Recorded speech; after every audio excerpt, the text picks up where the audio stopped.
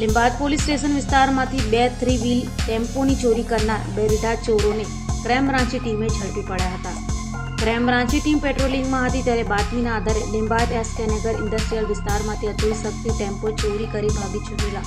2 રીઢાઓ શકીલ માંજરા અંસારી અને મહેબૂબ ખાન મબા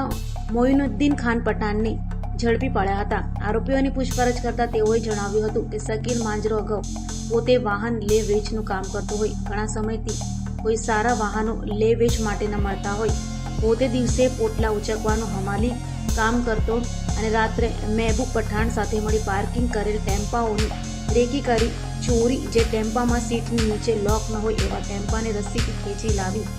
ચાવી વગર ચાલુ કરી અન્ય કોઈ અવરજવર વગરની જગ્યાએ સંતાડી બાદમાં તેને સારા ભાવમાં વેચવા લીંબાદ વિસ્તારમાંથી 2 અતુલ શક્તિ ટેમ્પો ચોરી કરેલ હોવાની કબૂલાત કરી હતી। હાલ તો ક્રાઇમ બ્રાન્ચે બંને રીઢાઓને ઝડપી પાડી લીંબાદના 2 ગુનાના ભેદ ઉકેલી કાઢ્યા છે।